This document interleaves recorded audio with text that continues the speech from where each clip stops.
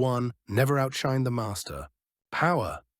It's something we all crave in one way or another, whether it's at work, in social circles, or even within our families.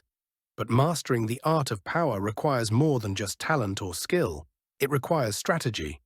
In Robert Greene's The 48 Laws of Power, the very first law sets the foundation for everything that follows. Never outshine the master. In this video, we'll dive deep into what this law means, explore historical examples, and reveal how you can apply this principle to your own life. Let's start with the basics. Never outshine the master. What does this mean exactly? In simple terms, it's about understanding your place in any hierarchy. Whether that's at work, in a social setting, or even among friends. If there is someone above you in status, power, or influence, you must never make them feel threatened. Human beings are inherently competitive, and those in positions of power are often the most insecure. If you demonstrate too much talent, intelligence, or ambition, you can unintentionally make those above you feel overshadowed. This can lead to envy, resentment, and ultimately, your downfall. To understand this law better, let's take a look at a real-life example from history. In 1661, Nicolas Fouquet was the finance minister to King Louis XIV of France. Fouquet was ambitious, wealthy, and very talented. To secure his position and win the king's favor, he threw an extravagant party at his chateau, a celebration that featured fireworks, feasts, and entertainment that lasted for days. The goal was to impress the king and solidify his influence. But instead of being impressed, King Louis XIV was outraged. The king felt upstaged.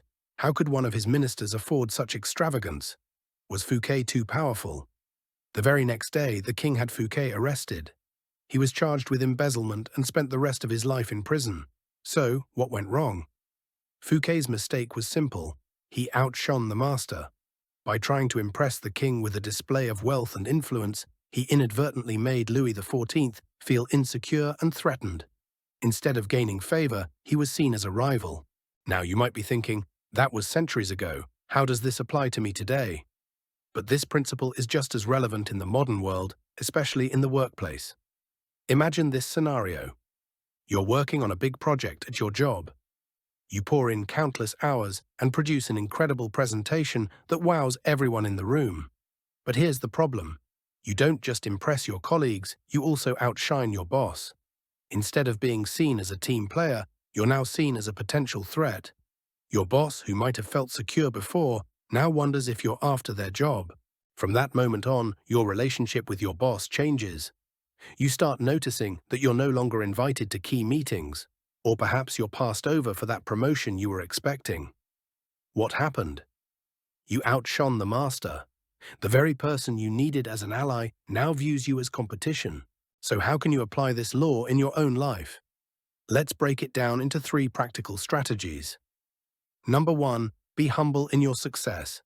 When you achieve something, share the credit. Highlight the contributions of your team or colleagues, especially those of your superiors. By making them look good, you strengthen your own position. Number 2, support your superiors, don't overshadow them.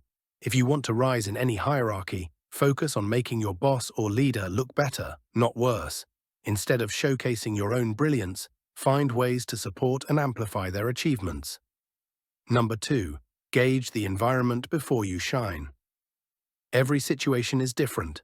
Before you showcase your talents, observe the dynamics around you. Understand who has the power and how they might react. Sometimes it's better to downplay your strengths and let others take the spotlight. In the game of power, sometimes it's not enough to be good at what you do. You also need to be strategic. By following law number 1 and making sure you never outshine the master, you can avoid unnecessary conflict and protect your path to success. Thank you for watching.